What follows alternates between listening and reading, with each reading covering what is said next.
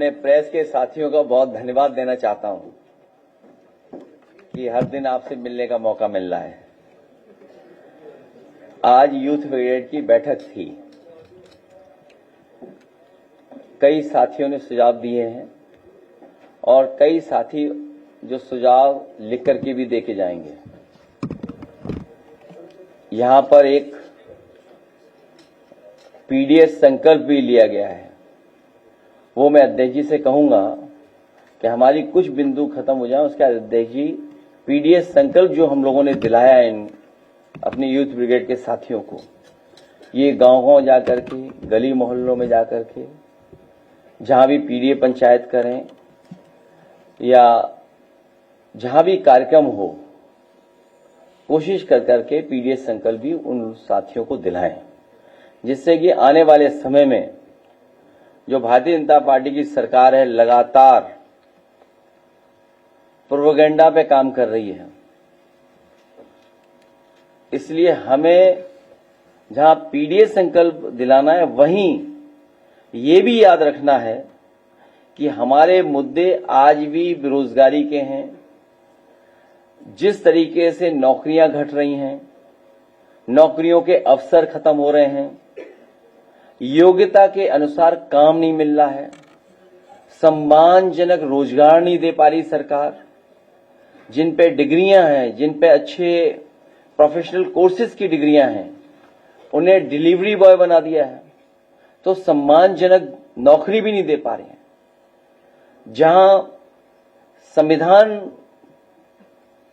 को समय समय पर सरकार के लोग मिलकर के संविधान के अधिकार नहीं दे रहे हैं, वहीं आरक्षण की पे भी खिलवाड़ हो रही है।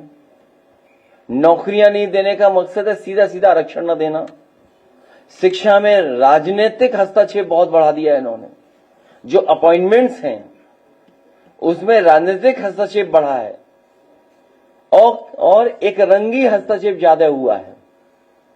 युवतियों के लिए असुरक्षित माहौल है, क्योंकि जब हम डेटा देखते हैं तो डेटा में यह पता लगता है कि सबसे ज्यादा असुरक्षित वातावरण युवतियों के लिए कहीं है, महिलाओं के लिए कहीं है, तो वो उत्तर प्रदेश में जो सरकार का अपना डाटा बता रहा है।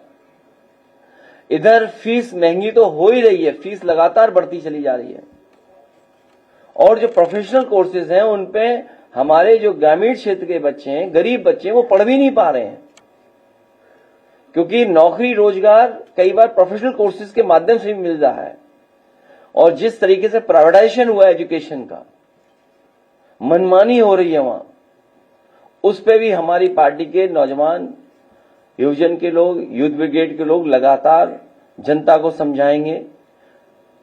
इधर ऑनलाइन सब कुछ अवेलेबल है, लेकिन गरीब के लिए ऑनलाइन अभी भी थोड़ी बहुत परेशानी की बात है, क्योंकि जिस तरह के उनके पास इंतजाम होने चाहिए, गरीब के पास वो सुविधा नहीं है जो अमीर के पास है।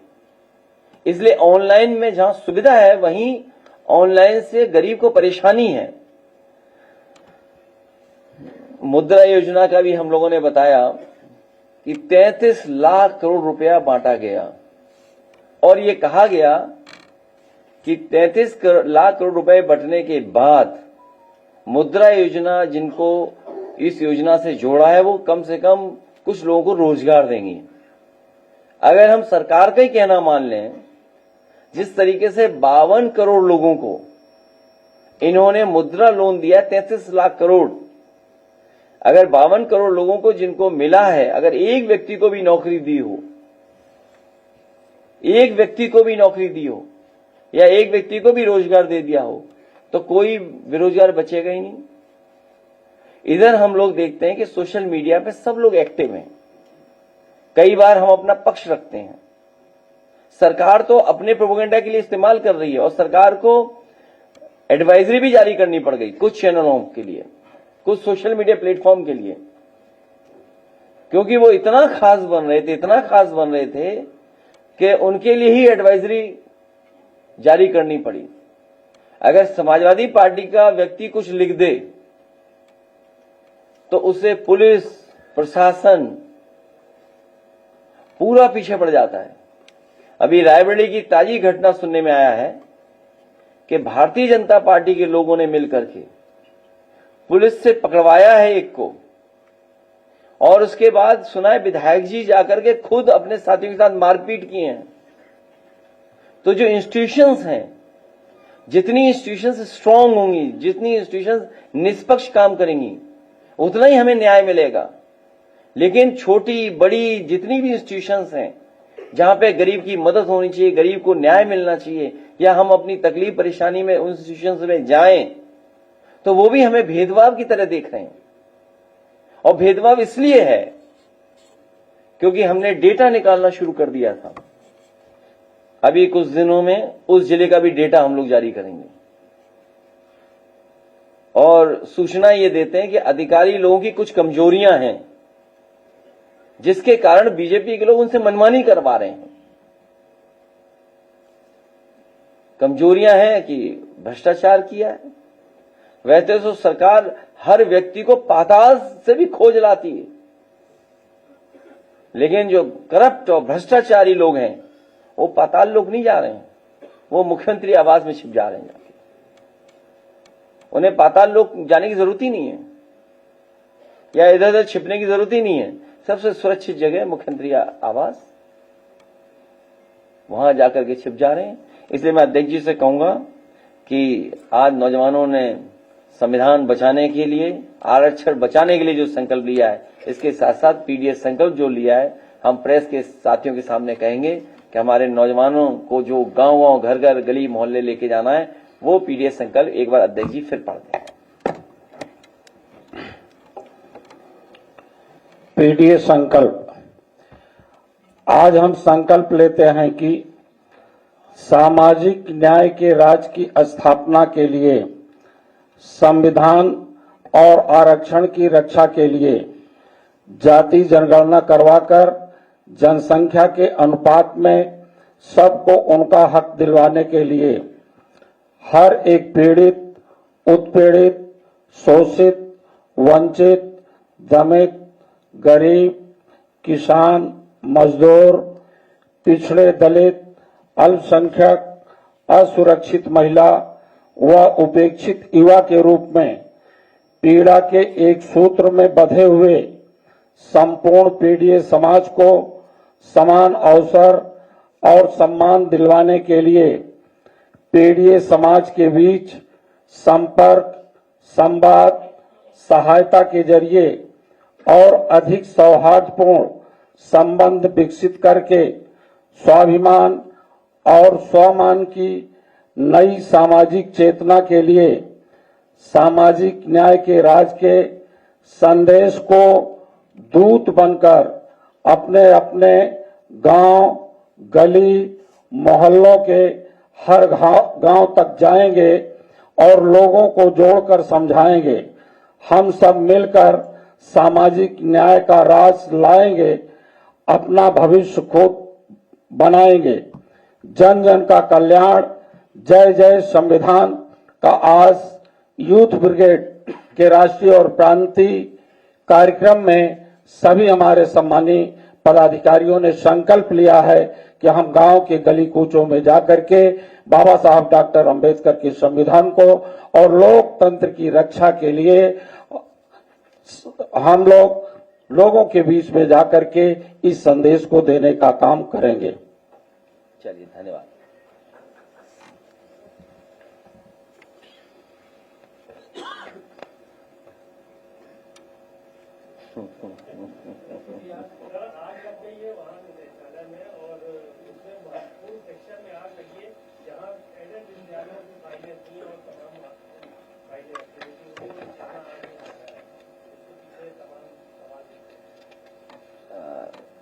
जो अखबार की खबर आई है उसमें सुनने में आ रहा है कि 5000 फाइलें जल गई हैं। अगर अखबार का मान लें 5000, तो लगता तो यह है कि सब फाइलें जल गई हैं। भ्रष्टाचार और आरक्षण से जो खिलवाड़ हुई है, जो धांधली की है, उसकी वजह से ये आग लगी। कोई जांच होनी चाहिए इसमें। जांच से ही आशंका दूर होगी। जांच हो तभी आशंका दूर हो पाएगी।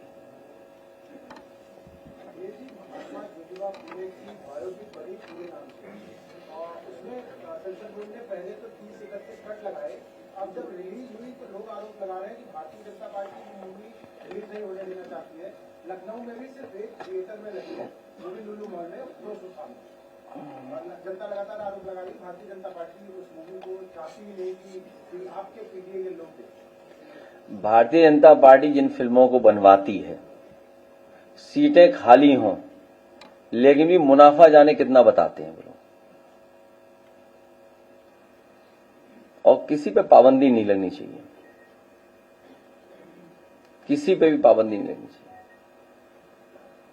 इसीलिए हम लोग पीडीए संकल्प के माध्यम से सामाजिक न्याय के राज की स्थापना हो, उस संकल्प को लगातार हम लोग दोहराते रहेंगे।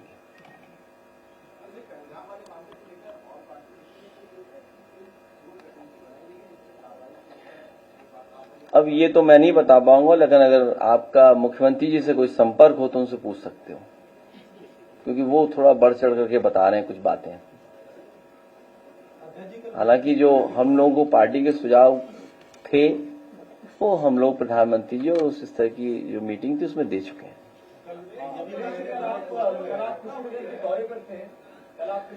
क्या हुआ? आपका जो शुभम त्रिवेदी के घर जाने वाला जो बयान था सिर्फ वही रिपोर्ट किया गया था कि उस परिवार से मेरा कोई संबंध नहीं है, और उसमें कई सारे स्टेटमेंट लिखे थे शर्मा ने कहा। अरे तुम जवाब मत दो अभी। क्या सवाल किया था जो जवाब आ गया है?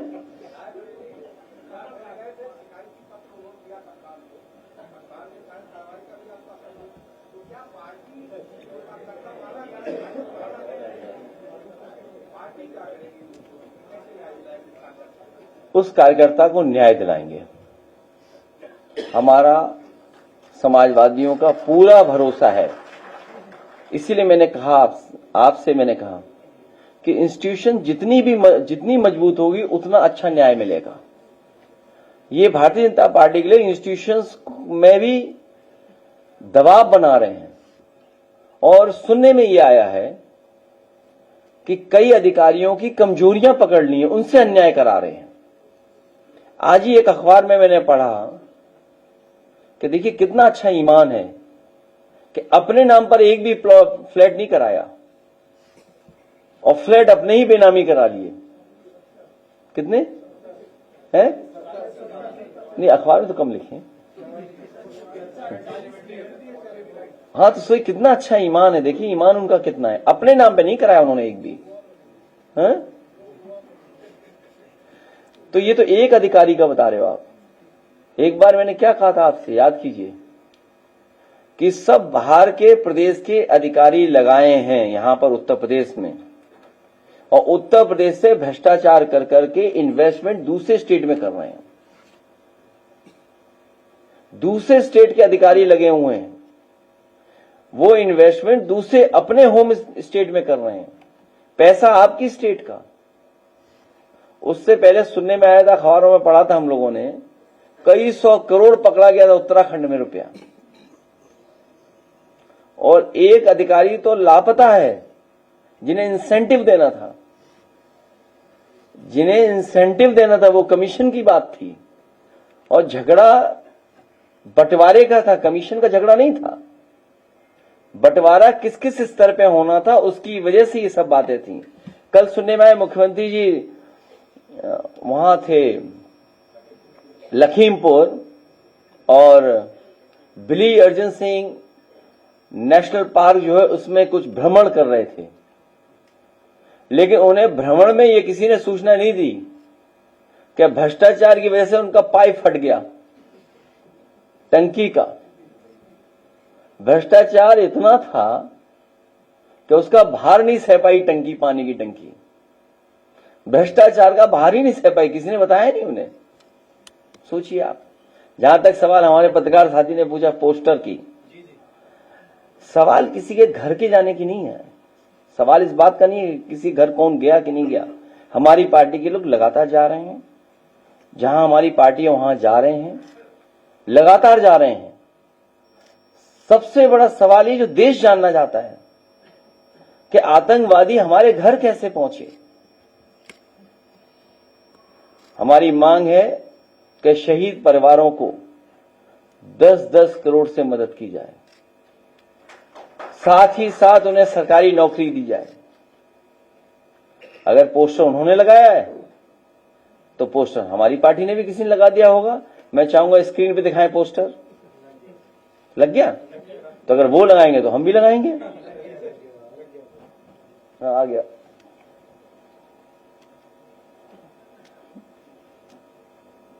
तो ये लोग अपनी नाकामी पर पर्दा डालना चाहते हैं। भारतीय जनता पार्टी के लोग अपनी नाकामी पर पर्दा डालना चाहते हैं और ध्यान भटकाना चाहते हैं ये पोस्टर लगा करके। इस देश का बच्चा बच्चा जान गया है, इस देश का बच्चा बच्चा जान गया है कि सरकार की नाकामी थी जिसकी वजह से इतनी बड़ी घटना हुई है। इंटेलिजेंस फेलियर था, फौज नहीं पहुंची या जानकारी नहीं मिली, जो सुरक्षा के इंतजाम होने थे वो इंतजाम सरकार ने नहीं किए। अब तो देश का बच्चा बच्चा जान रहा है। पहलगांव के साथ साथ पुलवामा की भी चर्चा जनता कर रही है। हम और आप लोग बोलें न बोलें, दिल में क्या है वो हम ऊपर आने दें ना आने दें चेहरे के भाव पर, लेकिन इधर जनता में सुना है कि पहलगांव के साथ साथ पुलवामा की भी चर्चा जनता करने लगी है। और इस देश का बच्चा बच्चा जानता है कि इंटेलिजेंस फेलियर था, सरकार की नाकामी थी। ये जितना भी होर्डिंग पोस्टर लगाना चाहते हैं ये ध्यान भटकाने के लिए या बात कुछ और चलने लगे। अब तो मीडिया वाले भी साथ नहीं दे पा रहे हैं बीजेपी का।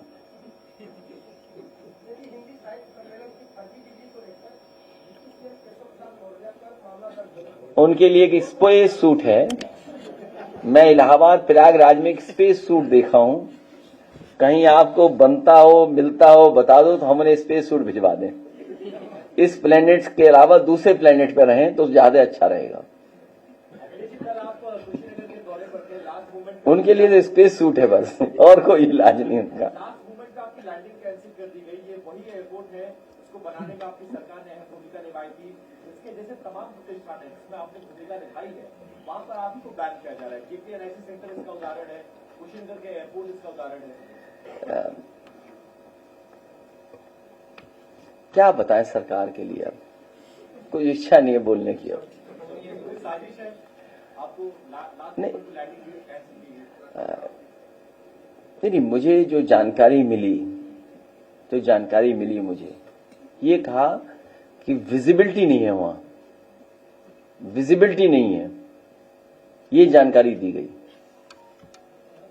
सोचिए आप, जब सब कुछ दिखाई दे रहा था 5-5 किलोमीटर, तब ये सरकार कह रही थी विजिबिलिटी नहीं है वहां पे। क्या छुपाना चाह रहे हैं? अगर आप लैंड हो जाते तो क्या हो जाए? वो मैं साबुन से नहा के नहीं गया था, इसलिए कुशीनगर नहीं उतरने दिया। अगर मैं शैम्पू से नहा के जाता, साबुन लगा के जाता, तो मुझे कुशीनगर एयरपोर्ट पे उतरने देती।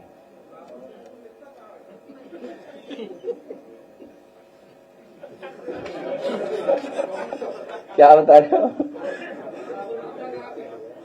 नहीं, वो सुनने में आ रहा है कि कुशीनगर में कभी किसी गरीब को बुलाया जाता है या कोई जाता है, अगर उन्हें किसी एक रंगी सबसे ताकतवर यूपी के जो हैं उनसे अगर मुलाकात कराई तो वो शैम्पू और साबुन से नहलाया जाता है। तो मुझे तो यही लग रहा है कि हवाई जहाज इसलिए नहीं उतरने दिया। ये कुशीनगर है।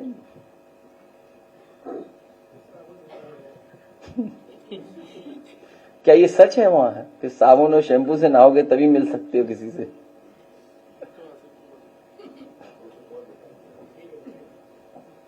मैं आपका धन्यवाद देता हूं और पीडीएस संकल्प को मैं दोबारा दोहराता हूं। मुझे उम्मीद है कि हमारे ये यूथ के सभी साथी गांव-गांव जाकर के, गली मोहल्लों में जाकर के हमारे पीडीएस संकल्प की जानकारी देंगे और साथ ही में न्याय के राज के साथ साथ सामाजिक न्याय के राज की स्थापना हो, उस संकल्प को दोहराएंगे। बहुत धन्यवाद प्रेस के साथियों का। नहीं कुछ नहीं।